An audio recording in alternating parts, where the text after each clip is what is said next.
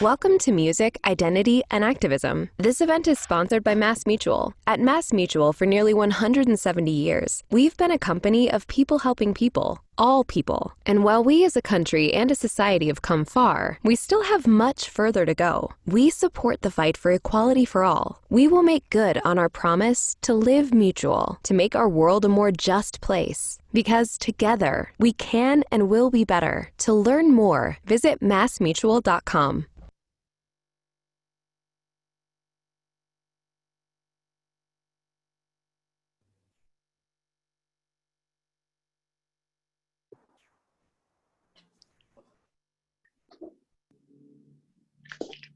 Hi. Is everyone here? Oh. Bet you guys thought I was going to go get dressed up and put on some makeup, huh? I'm here. And I kind of debated whether I was going to put on pants, but I figured just in case I had to stand up. Hi guys. So apparently with these video calls, it just starts. So here we are. Okay. All right. Hi, everyone. Hi. Hey. So let me do a quick introduction. Welcome to the third event in the New York Times series, Unfinished Work, which explores the legacy of the suffrage movement and how women continue to fight for equal rights. I'm Nellie Bowles, a technology and culture reporter for the Times. And just before we get started, a quick housekeeping note. You can submit questions for the panel anytime during this event using the Q&A feature in Zoom. And we'll get to them in a little bit. I want to ask a ton of questions from the audience because I know that fans are no doubt watching right now and wanting to hear directly from you guys. And then also please note that this event is being recorded. So let's get started. Today, we're going to talk about the intersection of music, identity, and activism with three amazing musicians, Meshell Ndegeocello, Brandi Carlile, and Hayley Kiyoko. Welcome. It's such a pleasure to be here with you guys. Thank you, same. This is the most social interaction I've had in about 2 months, I think. Hi. So before we dive in, I want to talk to you guys about activism. I want to talk to you guys about what Pride Month means. I want to talk to you guys about your work. But where is everyone right now? Where is everyone quarantining? I am in Los Angeles, California. I'm a born and raised Cali girl, so I don't leave. Here I am. I'm in Hudson, New York, working as we speak and just enjoying the rain. It's a rainy day. I'm in Seattle, Washington, kind of in the Cascade foothills outside the city. And I'm just making music and spending a lot of time with my wife and kids. So nice. Are any of you guys making plans to do some drastic life changes because of coronavirus and the pandemic? Yeah. Any rural moves or farm purchases? I dream of the farm now. Now I'm like, I need to own land, and I'm just going to have all my friends and family move to the land, and we'll basically just become our own community. Come get on my land. Can I come to the land, please? Yeah, we could get some. Do you have chickens? Done. I want some fresh eggs. Yeah, I've got chickens. Really? Yeah. I got a boat for shrimping, and and that's where I just got back from that today. So yeah, I wanted to crawfish, shrimping and crabbing. I love crab. Yeah, so cool. Well, I've wanted to get on the water since I was a little kid, but I've been working every summer, for so long. And I was like, well, maybe this summer is the time I take my kids and I finally go camping. We finally go to the water and stuff like that. But that's been pretty fun. We've been doing a little bit of that. That's been a big life change. That's amazing. Well, I'm still pretty bad at it. Yeah, I live by the farms, luckily. I'm glad I don't have to change too much, and I'm definitely happy not to be in Brooklyn. You guys have set it all up much better than I have. So I realized that as we got started in this, I didn't do proper introductions. So will you humor me if I do just a quick, Meshell, everyone knows who you guys are, who's watching this, but just Meshell's a musician, a singer-songwriter, a bassist, a 10-time Grammy nominee, active since the 1990s, credited with having sparked the neo-soul movement. I could go on. Hayley is a multifaceted performer, singer-songwriter, and actress, performing since age 5. It is called by your fans, Hayley, is it Lesbian Jesus? Lesbian, what is it? Yes. It's called Lesbian Jesus. Nice. Don't act coy. Brandi is a singer-songwriter, performer, producer, and founder of the Looking Out Foundation, nominated for 11 Grammys, has won 3. You 3 are an incredible mix for this conversation. And it's such a pleasure and an honor to have you 3 together. And during this, I want you honestly to just chat with each other and like just talk about what this moment is that we're all in, and what we should be taking away from it, because it's felt chaotic but also really exciting. And so anyways, let's start with it's Pride Month. What are you guys doing for Pride? And what does Pride mean during this moment? What does Pride mean when we're also in a pandemic, when we're also in a reckoning around police brutality? How do we possibly say, hey guys, slow down, let's talk about pride and gayness and lesbianism? Like, how, what does Pride mean right now? I mean, for myself, it means self-love, it means protest, it means survival.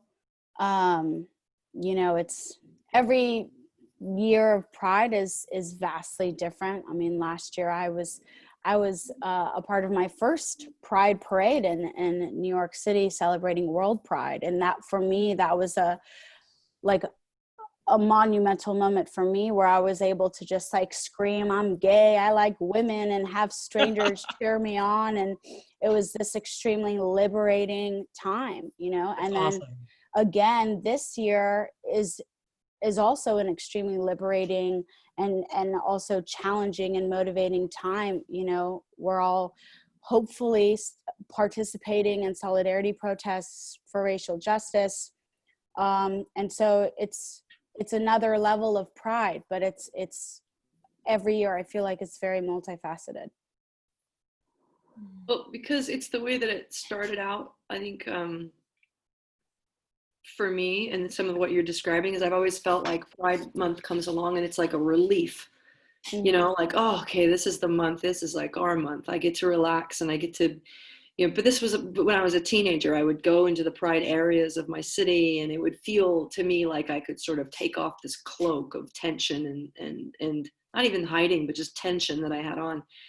And as I've gotten older, you react the same way to that, like the same way you react to Christmas, even though it doesn't mean the same thing as an adult as it did when you were a kid. But this year it's felt really different to me because I've felt Pride as much more of an urgent call to action. And the reason for that is because with the demonstrations and the protests that we're seeing and the fight for racial justice and even recognition of the injustice,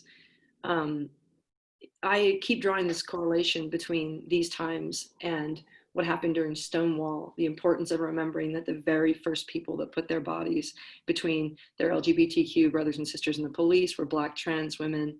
I think this is a year to pay Pride forward, to use our pride and our time to rally behind elevating Black voices, to get involved, put our energy into that this year. Still have the pride, still have the relief, still be fabulous and proud of it. But remember that it's really important. There's a spiritual awakening happening in this country that we ally to and protect Black bodies and Black voices. That's just my position on it this year. I guess I come from it. Yeah, same. Just more of gratitude. I find that I was taking Pride Month for granted, I guess, and I think this year for me, it's definitely one of both reflection, a renewed understanding of the history, and just an opportunity to also sit with myself and see how I've changed, see how things are changing, and how I can participate as a parent. As I have 2 sons, Cool. And yeah, and one presents as African American. And I have one son who is he's Samoan and Chinese, and so him and I have a lot of conversations about race. And during the virus, I must admit, this has been an amazing time to actually spend day after day with my child to help aid him in his understanding of all the information that's being taken in. And I must admit, it's humbling. I send my child away 8 hours a day, and I'm starting to rethink that for myself as well. I get that. Are you guys joining any, are you doing any physical things around Pride? Are you walking, are you marching? Are you engaging in any online events? I mean, people probably want sort of advice also on what to It's do. hard to demonstrate right now. Yeah, like what do you do this month to make this, like I remember being 14 and going to my first Dyke March, right? And it was being physically around those people and being in Dolores Park, and that was so special. Like how, I keep thinking about this year, how like the 14-year-old right now, how do we reach out to them or make them feel brought into this world in that same way? I don't know. Like if you, I don't know if you, maybe you don't have, maybe there aren't any solutions and we're all just sort of in pandemic hellscape. But if there's, if you're in some like great Zooms, let us know. Well, I find myself thinking in other mediums as I sort of move away from commercial music. I've been away for a while. I find myself wanting to write new movies, new scripts, their version of Say Anything, something to, I don't know, tell a different story in a different way. Yeah, it's like there's got to be a way to like help kids, young people, like understand that, yeah, they can't get out. We can't really do these marches, and we can't really, well, we can, but it's a complicated thing with social distancing and Pride, and we want to dance and we want to get into clubs and we want to be around each other. We want to hug and embrace our just the protest of our existence. But it's just so good to remind young people that just the fact that they wake up every day and identify as LGBTQ plus is radical. That's a radical thing. They're a radical statement, and there should be some pride in them to make them feel really strong. Yeah, I mean, I can try to imagine, but I can't really imagine what it's like to be like a youthful teen right now, so excited to go to my first Pride and experiencing this pandemic. And for me, it was it's interesting because growing up, for me, I always felt lots of pressure. Like I always avoided June. Like I was like, June, I was like why? Because it's like too much pressure to. Well, it was a reminder of the bravery that I didn't have at the time. So it was really? It was this like constant like luring cloud over my head of things that I had to address and that I had to own, and that I just wasn't ready to own. And I'd see my friends go to Pride parades and being allies, and like I didn't want to go as an ally because I was in the community, but no one knew I was in the community. And so for me, I've had a very interesting relationship with Pride and that month. And so I can't really imagine what it's like right now, because, a part of you wants it to be able to be around people. And then the other side of you is like, I don't know, for me, Pride has always been an extreme self-reflection. And it's like, where am I at right now? Like, am I ready? Like, am I ready to share my truth with myself? And I always talk about it. I feel like there's multiple steps of coming out, right? You have coming out totally to your friends and family.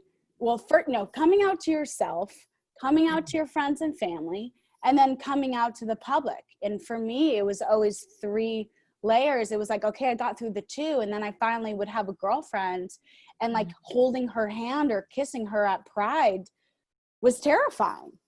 So it's interesting because for me, it's very complicated, because a part of me is like, I feel like if I was 14 or 15, I would almost feel like relief, because I'm like, it's okay. Like everyone's social distancing. Like you have another year to figure things out, and being gentle towards yourself. But that's just my personal experience and my relationship with pride and how that's kind of evolved through loving myself more. 1 year too. I mean, losing a year as a teenager or a young person to become acquainted with a community or to like kickstart your activism and your sort of self-identity, it's a big deal that year.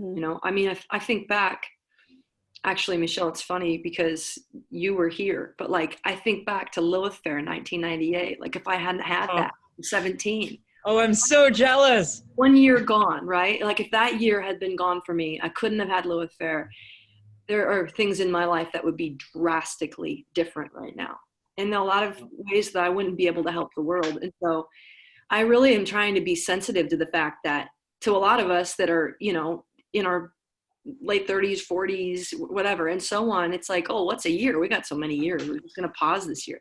But when you're 17, it's a big deal. And I mean, it actually can make an impact or not make an impact on the world at large. Yeah, no. I guess I'm hoping the young people will inform themselves.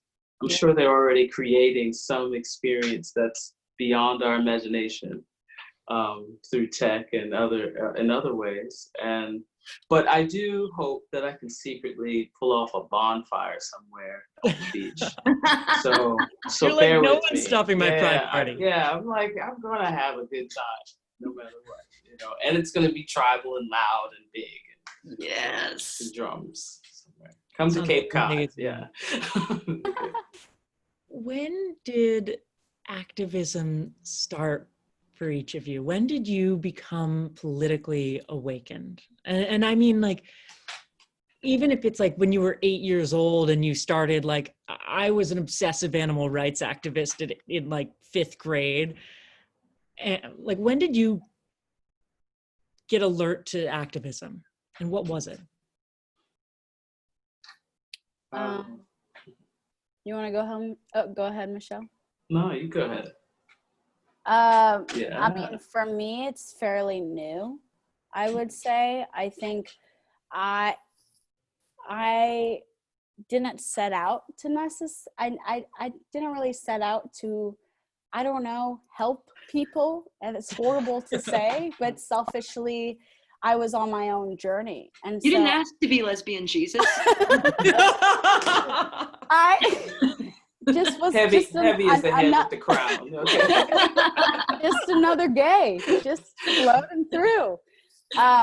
No, but for me, it's been out of necessity, and I think that most people, I would say, that have lived their lives being an activist is through necessity. I think when I released my music video Girls Like Girls in 2015, that was out of necessity for myself.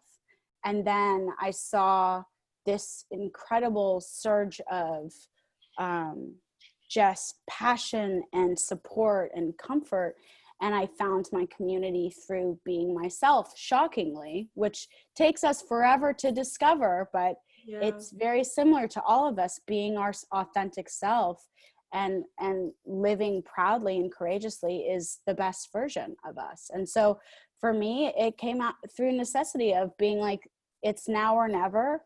And I have to do this for myself. And then therefore I was able to find my own community and realize that being myself was a form of activism, was a form of normalizing my feelings as well as so many other people's feelings. And I don't know if you guys have had similar experiences, but for me, that's kind of been my journey. I feel like I naively fell into it. I think in my youth, I wasn't very aware of it. I was very singularly focused on making music. Mm-hmm. Music is something where I feel genderless and raceless. But being a person of color, I think every day of my existence is pretty much making a statement. And I've only come to understand that as I now am 52. But I think it's it happened naively. It's only once I started to take in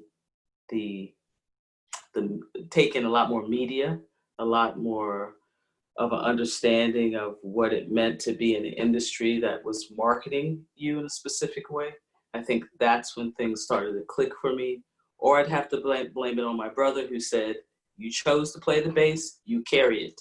And that was an awakening to some other things where, you know, my femaleness is something that's either going to spark curiosity as a musician or make it difficult for me. If that makes sense. You know? It does make sense. I think about that juxtaposition a lot. And I mean, I think about you a lot in terms of just the way that you've paved. And I think a lot of us have learned a lot from you. I have a lot of respect for both of you, Hayley and Meshell. But exposure to you as a teenager, it did things for me. And so I just want to take this time to thank you for that.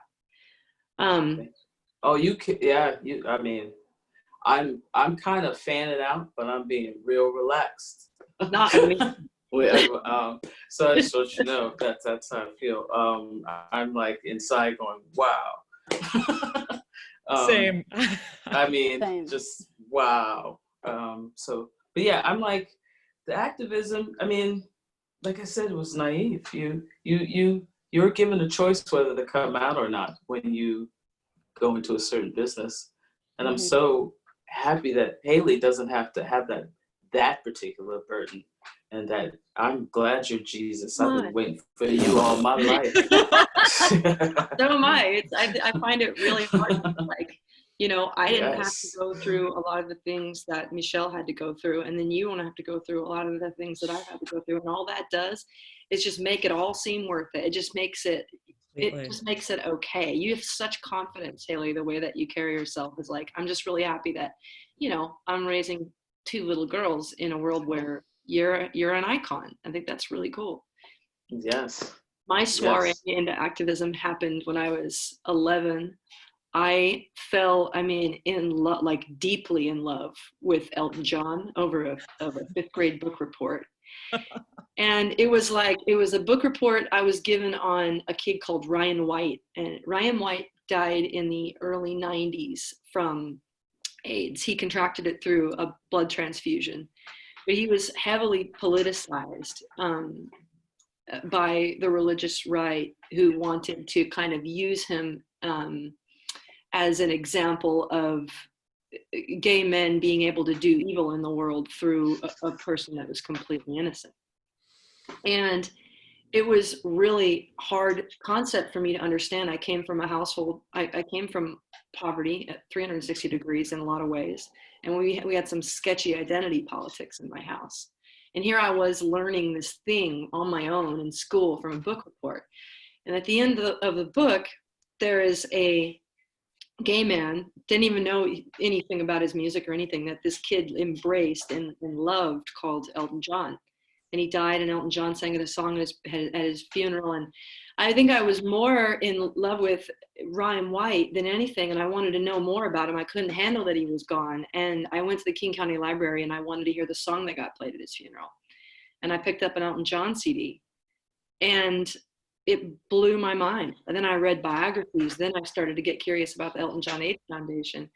At that point, I realized that in the intersection between being an artist and an activist isn't even an intersection at all, but it's hard to know where one begins and the other ends. And I knew that if I ever had a platform, that my music would be a means to an end, which would mean that I would get to use my platform for something to make me feel like there's a reason for being here, you know? So that was how I came into it. And I had a second phase of it when I learned about the Indigo Girls and Lilith Fair. Oh, I love that. It's been just a life of being Oh my God. kind of The Indigo Girls, the #1 radicalizing band. Yes. Yeah. Toshi Reagan too. That guy. Yeah. Toshi Reagan. oh, Indigo so Girls. she's my girl. Life changing for me. Yeah. Oh my God. Yeah. That's awesome. the title of this talk, it's something like unfinished business, women's suffrage, right? What is the unfinished business? What is the next step in suffrage? One thing that you just mentioned earlier is the idea that, like, for high schoolers today, it's actually quite a bit easier to be gay or to be queer or to be non-gender or gender non-conforming, and what is the next battle right now? What do you think, Hayley? I mean, there's a lot. I think you guys have touched on a lot of great points where we all are just working hard to just make the next generation, like, be able to thrive just a little bit easier, Yeah. And like, I get emotional, I always get emotional talking about this stuff, but I get emotional because, like, here are generations of what you guys have all experienced, your own battles as a female artist in this industry. And, we all have gone through our own experiences. And I think, I don't know, for me, it's interesting because, like, Nellie, when you say, like, it's a lot easier, for me, I feel like it's not. I feel like Tell me. It's easier, but I don't think that it's easy for me. Like, when I was touring, pre-pandemic, and seeing all these kids 11 to like 23, I still felt like most of them, like 80% of them, were either not out to their family, were kicked out of their homes, were living a double life. And so I think it's easier to be living in California and being more on the West Coast. Really It's easier to think, oh, we've like progressed so much. And for me, I think the battle is like getting through to these older generations that are having to unlearn this hate and judgment towards basically everyone else but themselves. So, I find myself, I'm more find myself curious about the violence. Is the seed of what makes a person want to react to their bigotry, disdain, discomfort, lack of familiarity, lack of education. I could go on. That makes them want to engage in violence. And I find that topic much more interesting because things have changed. You're right, on different coasts, but there are parts of the South I feel quite uneasy in. I live in Hudson, New York, and I live amongst the Trump supporters, who are people I don't have fear of, and a lot of them are my elders, and I have to respect them in a certain way. But I'm more interested in the seed of that's in someone that wants to annihilate the other. And I think what do you think I'm working on says much more about that person than it does about me. So I think that's what I'm learning too, to take off the self-hatred and the fear and the doubt. I think that's what we're all I feel like I'm on we're entering into a new age. We're asking the difficult questions. I don't know. Because I have to ask that of myself out of fear of becoming the person that wants to also perpetrate violence due to some sort of revenge motive in my head or some cathartic idea of it. But then I focus that on my children. And like I said, I've been sending my child away for 8 hours a day. And I'm starting to rethink, the music they listen to, or not in a controlling way, or things they're watching. But I'm starting to disconnect myself from specific American ideas that are based in sort of us and them. I really can. Us and them, better than less than. You're like, if there's a certain programming that's led to what we're seeing evidence of right now, how can I avoid that programming? I completely completely see that. And the thing about unfinished business in terms of like those two words, what that does in me is, while it doesn't bother me, it makes me think to myself, well, that's assuming that progress only moves in one direction. That's assuming that once you finish the business, that it won't go backwards again, which I'm not ashamed to admit, or I am ashamed to admit, that until 2016, I really did think it was only going in one direction. I was going to get better and better and better and better. It's not there yet, but it's getting there and it's getting there. But then it can get there in totally reverse. And that's very quickly. That's a scary mom thing, I think, for me to really realize, or just scary as a person to think like, God, you know, I got married and it was illegal and I couldn't live in the same country with my wife, and we were being detained at the airport and having to say we were friends. And then I had children, and right now I have a legal right to them, but like, could anything change about my life that would actually be scary enough, you know, for me to address the fact that progress does not only move in one direction? Please God, no, but maybe, you know. And that's why things are it's so important that we vote. It's so important that we keep our eyes on the Supreme Court, pay attention to the direction that we move in, because we can finish the business and have it get right unfinished again. I'm not trying to be pessimistic. Yeah. It's just the truth. No, I think you bring up a good point. Yeah, it's You're the totally right. intersectionality of it. It's, you know, it's the rights of us all that I'm hoping is the awareness that I wish people poor white people understood their place, their position in this as well. Yeah. And that they create these divisions.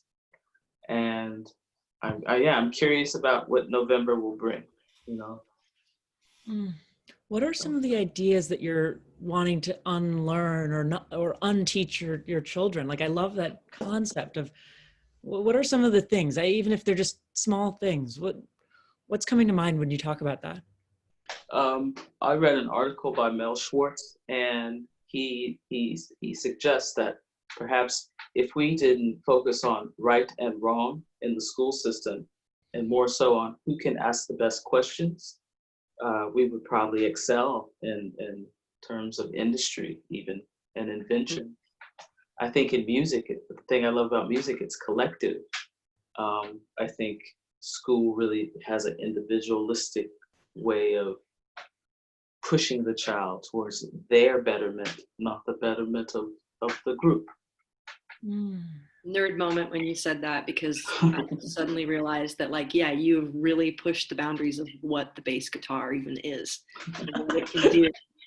And so you're right, like that's a very, I don't know, that's a you thing to say as a musician too, because I don't see that. Like. Oh yeah, yeah, gotta have it all. Sing and dance, gotta do it all. Fangirl done. Yeah.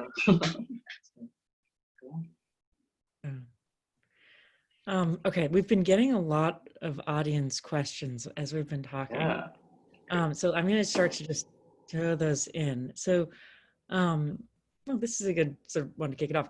Adina asks, how are you able to integrate queerness into your music? How do you, I mean, I know some of it it's maybe obvious, but how do you integrate queerness into your music, into your songs? I'm waiting for Hayley because she's Hayley, it's too easy. Well, the thing is, it's so funny because I grew up listening to both of you. I love both of your music, and like for me, when I was younger, I didn't really know you guys were queer, and so I would listen to the music and like, I mean, I would just like Fool for Me and the story, and like I'd listen to it and I'd be like, if only I could tell my story, and like it felt like. It's just so weird because they were queer anthems to me anyways, like because I had the ear for queer, like I, you know, like when you're for queer, when you're young, it's a good thing. Yeah. The thing is when you're young, you make anything, you're desperate to make, and just even now you're desperate to find representation, and so anything that you can interpret into your own. Like I have like a whole catalog of my gay anthems, that are like not gay anthems at all. But for me, they were. Yeah. But Oh, wow. as far as my music is concerned, like I think at first I had to actively implement my queerness into my music, because if I didn't actively implement it, I just don't think I ever would have. Like I'll never forget that moment. Writing Girls Like Girls was the first time I wrote about girls, even to myself. Like I would write music in my bedroom, on the guitar, on the bed, and I would write he. And like I just in fear that someone was going to find the lyrics and know. And so I had, I was hanging out with my songwriter, and she was just like, what are you most afraid of that you've never sung about? And that was girls. And so we wrote that song. It was a rainy day and we wrote it, and it was very cathartic, but I had to actively force myself to do so. Yeah. And to kind of break that boundary that I put down for myself. And once I did that, it's like anything. It's like when you continue to do things over and over again, it becomes easier. When you look at yourself in the mirror and you don't think you're beautiful, and you tell yourself, I do this all, I go, I'm gorgeous. I'll look haggard as hell, and I'll be like, I am gorgeous.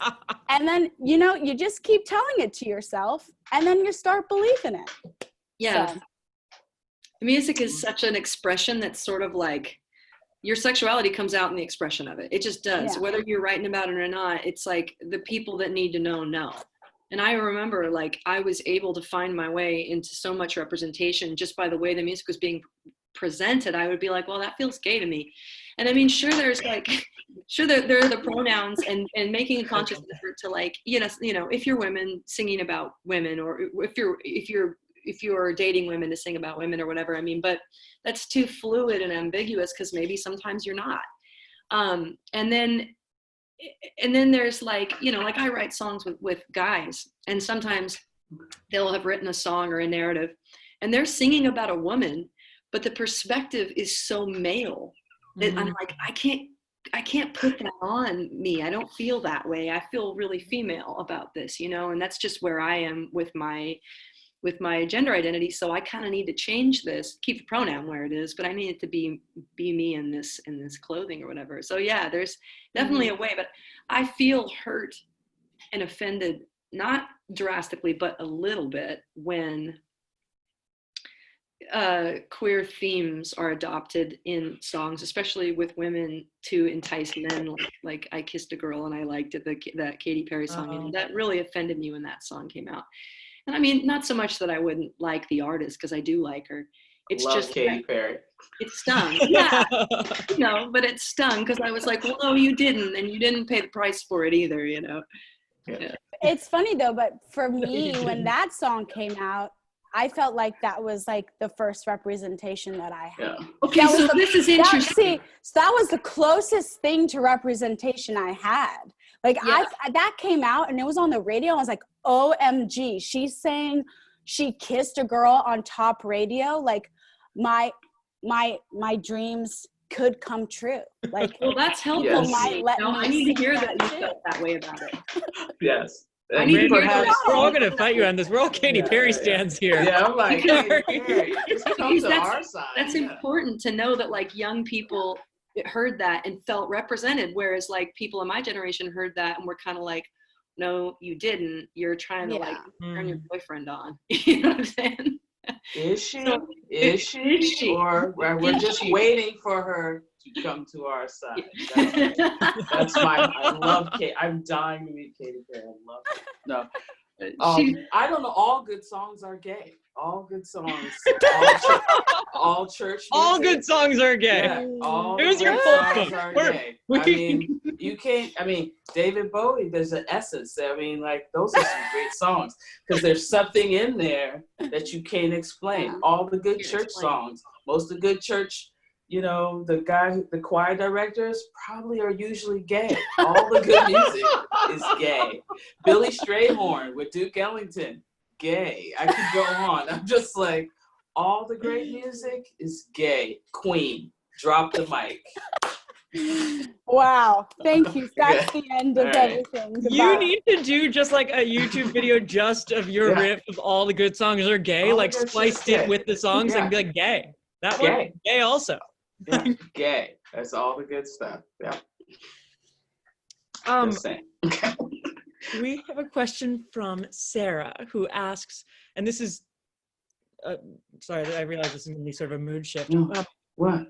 Where I live, even the smallest emblem of indicating I'm gay or being allied with Black Lives Matter invites a threat of physical violence.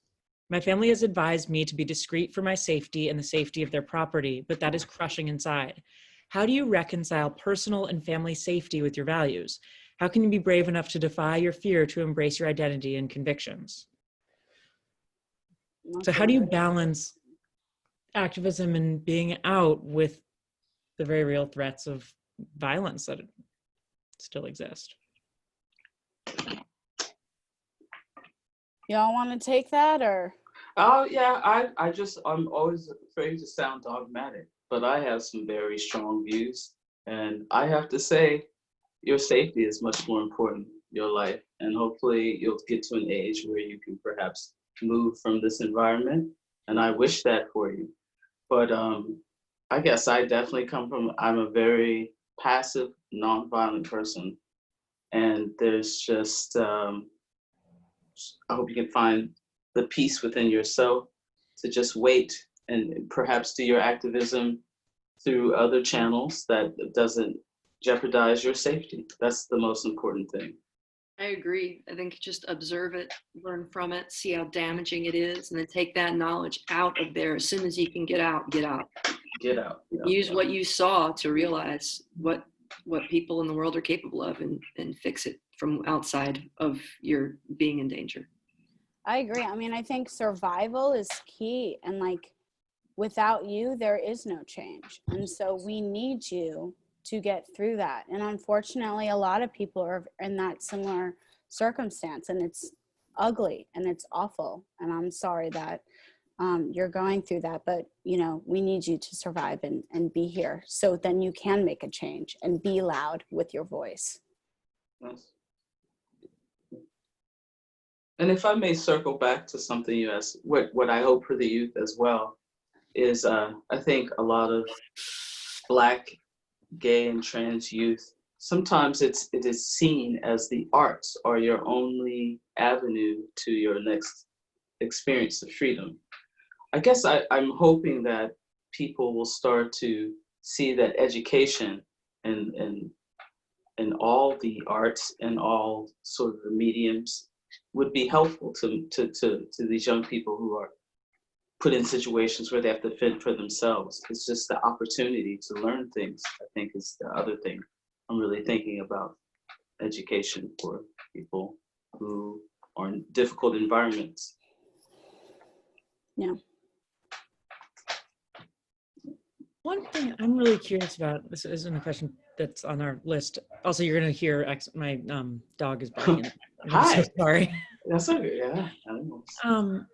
Are there ever places when you all are touring where you feel unsafe or scared to be gay? Like, I'm realizing I live in San Francisco. I spend a lot of time in New York. I'm only in extremely gay friendly, sorry. Hi. I'm only in extremely gay friendly places.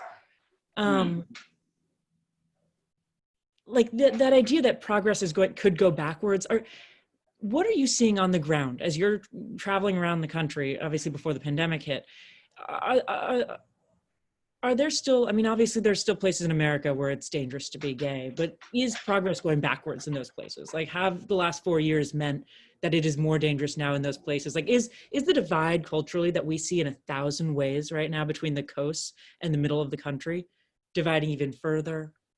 I don't know. Sometimes yes. Sometimes yes. You can see it in billboards, displays that people have in their backyards. They at least warn you by making it known that it's not safe for you in those areas. Are you talking about just sort of like a Trump billboard, or are you talking about like specifically around gayness? Trump billboard, those are all over the place. I mean, but these are like real displays of, potential confrontation, if not violence, depictions, Bible verses that end in harmful depictions and threats. Like anti-gay Bible verses that you'll see. Yeah, and you can see them on the side of the road. And I'm not one to vilify the South, because I love the South with all my heart, but you see a lot of those down there in rural areas. I mean, I almost can't drive 2 hours in any direction of anywhere and not see something that worries me enough to think we have to keep our eye on this. We just have to keep our eye on the direction progress is moving in right now, because it can pendulum. Yeah. I find myself so quickly wanting to declare victory in this, and then being anyways, Meshell, I just interrupted you. No, there's a documentary I scored that was so informative to me. It's about the magazine Curve. Are you aware of this documentary? Not aware of that. It was first called The Nude before they were sued. It's one of the very first lesbian magazines. And in the documentary, it really details how a lot of civil liberties are being dialed back without us even knowing. Mm-hmm. So yes, it's not that I feel like I go certain places. I'm used to that. I guess I'm just like, November, we're on a precipice, and I'm like, if he gets another 4 years, I'm sure the discomfort that we sense, and I feel we'll begin to see it. We'll start to see it more and more if he's allowed to it allows people to feel comfortable in their bigotry, and because that's what I feel has happened. It's always there. It's hard to change people's mind about. You can't legislate kindness or open-mindedness. So it's just under the surface, and I need it to go back. I totally agree with you, and I could not agree anymore. I always say, like, you can change a law, but you can't change a heart, because the law can change back, and then the heart will expose itself. And the way that people are comfortable exposing their bigotry right now it's really stunning. Discomfort. Yeah. Hayley, did you want to add anything, or I mean, I've the way I've always felt. It's sad because I'm always surprised when I'm welcomed. Like that's I always expect the opposite. So traveling, especially with like my first tour. After my first tour, I got like a bodyguard, because it just didn't feel safe, to be honest, going to a lot of areas. And it made me feel awful that like that's how everyone in those communities felt, that we're queer, or I'm always surprised when people welcome me with warm arms, and unfortunately that's just the reality of it. Like, I travel across the globe, and I'm just very aware of it, that I'm most likely not liked. And especially because I'm just very outwardly a lesbian and confident about that, and I'm encouraging the youth to be themselves, it's very threatening to a lot of people. So I've just always been aware of it. I've never really been surprised, because unfortunately we have a lot of changes to make in our country and in our society, and just, I don't know.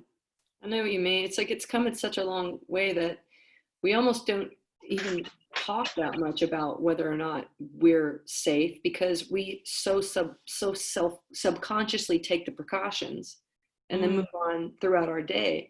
But if we really dissected it and slowed down and paid attention to the precautions that we were taking, we might go, oh, wait, do other people have to do these things?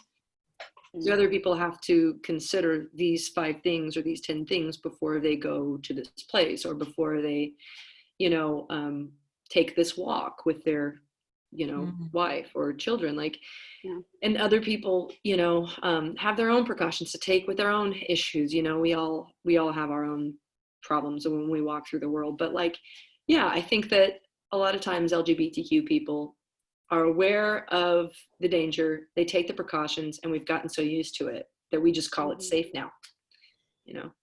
Yeah, that's a great way to put it. Completely. Yeah. I always think just how quickly things can change, like how quickly laws that were passed can be unpassed. And that's not a fun thing to think about. Yeah. Like, especially right now during this moment of chaos, right? During moments of like extreme change, everyone's moving, everyone's this pandemic, like it's sort of, it's scary to think about what else might change. Cause I'm like, things had just gotten nice and sort of safe. And then, yeah, anyways. I think but then on the other hand, Go ahead. Oh no, I was just saying, but on the other hand, then some of the chaos of it and some of the radical changes leading to really interesting movements. It's like exposure. Well, yeah. Like when the Supreme Court protected employment a couple weeks ago, that was just huge. I was like, it's huge. I'm not supposed to like tweet political things. And I was like, I can't not. And I was just like, this is awesome. I know. I was 13. I wrote like something about, we had like initiative in Washington State, initiative 677, I remember, based on protecting employment for LGBTQ people. And it didn't pass, but I had written my little report on it, and I remember just being devastated. So it was kind of fun to like that 13-year-old girl excitement came back when I found out that the Supreme Court protected that. I was so pleased, but they could have just as easily not. And then there are other liberties that they might not protect that could erode at the concept of marriage and other protections. And so, yeah, it's like, you just can never let up. Yeah, I was going to say, like, I think the point of just like everything and just activism in general, it has to be continuous. Yeah. And like, it's like, you can't just learn something and be like, okay, cool, like moving on. It's like, we have to, and even with like self-care, it's like you notice something about yourself, you want to grow, but you have to continue to water that and nurture it and like feed it, right? So it's I feel like that's the same thing with activism and equality, and like you can't just say, oh, it's been passed, cool, we're good to go. It's like you have to continually take care of one another and continually put your energy into activism and proactively being anti-racist and proactively standing up for LGBTQ rights, no matter what law's been passed. Yeah, like we're probably never going to finish the business, but like the business doesn't necessarily have to mean like this laborious thing. It can be like, hey, it's an honor to be an activist. It's amazing to have a platform. I think we can all agree on that, and this shit's fun too. Like, it's fun to see progress and to create a better world for our kids and for people that are in need of it. Yeah, and there's so much hope involved in it. It's like we have so much to do, and so let's get together and let's do the freaking work, and let's, like, it's like with anything, just being an artist, like you look back at your journey and all the highs and lows, and the journey, my mom always says, the journey is the destination, and that's what we're all in this to do, is to deal with its unfinished business. Who, I know we only have a couple minutes, but who from the past inspires you guys going forward? I mean, I know we already mentioned the Indigo Girls, not that they're in the past, but like they're obviously the godmothers here. But who's inspiring you? Whose legacy do you see yourself carrying? I'm a James Baldwin. I'm trying my best to get people to really revisit his work. I think he almost as like a prophet saw this moment happening.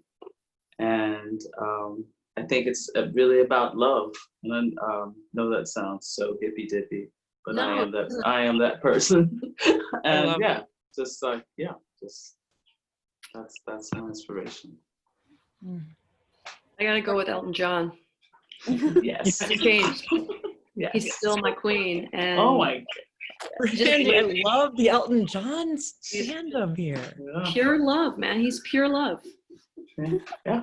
And he's Philadelphia Freedom. Huh? Yes, he's Philadelphia Freedom. Yeah. Boom! I'm going with well, there's so many incredible people, but Tegan and Sarah from me. Oh yes. Oh yeah. They've just been like stand up human beings, like, and to the point where, like, for me as an artist, you know, it's like no one really helps you. No one tells you how to tour. No one tells you how to go through the highs and the lows and the challenges. And for me, they immediately reached out and were like, we are here to help. If you need anything, they reach out to any queer artists that need their help and guidance. And I've definitely... Is this the gay mafia that I've always been told about? Is this the gay agenda? I know, it's just, the thing is like, I've just been so like inspired by their love, and like they've been able to give so much to the younger generations. And so it makes me want to be a better person, and makes me want to be able to lend a helping hand in whatever I can. I don't know much. I don't know everything, but I can share what I do know, you know. And I think, especially as artists and female artists in this industry, it's hard, and you feel alone, and you feel like you really need that community. And so I'm grateful for them to have given that to me. I would like to come over for toast. When this is all over. Great. Yeah, me too. I would like to go. When this is over, let's have toast. Great. And let's go fishing and for crab. I Yes. would love that. Yeah. Brandi, I'm inviting myself. Thank you so much. And I actually know how. That's what my mother did for a living. She was a crabber. Well, crab. I know how to Yeah. eat crab, so that's just great. She was? Where? Where? Great. In Hampton, Virginia. Yeah. Hampton, Virginia. Ever been there? Yeah. No. As a kid, No, I mean, I sit on the side and they go crabbing. That's epic. Hey, when That's this is so all over, epic. you guys, if we could ever get out on that boat and see if we could get some of them and just really just hang out, like talk it out, you know. And I We'll would watch continue that the- documentary. Yeah. We'll I've continue been seeing to whales Zoom. out there. There's Yes. whales out there. It's so beautiful. It would be fun. It's so much fun to hang out with you both. I'll tell you what. I know I've met you like both briefly, and we've crossed paths and stuff, and you know, so I don't like miss you as friends, but seeing you like this makes me kind of miss you and wish we could sort of hang out, you know? Soon. And Hayley, oh man, yeah. This is great. I hope we'll do it again sometime. Hey guys, thank you so much for doing this. This is Thank you, Nellie. such an honor to Thank meet you, you three and to be able to interview and chat with you guys. They have a little outro for us. It's thank you to our sponsor for this event, Mass Mutual. Learn more here. If you'd like to rewatch this event or share it, it will be available shortly on our YouTube channel. Great. I love you guys all. You've inspired me so much. Thank you so much. And hope to connect with you all soon. Brandi, Meshell, thank you. Yes. Oh. So much you, love. guys. So much respect. Yeah, y'all be good. Take care. Please. Good luck. All right.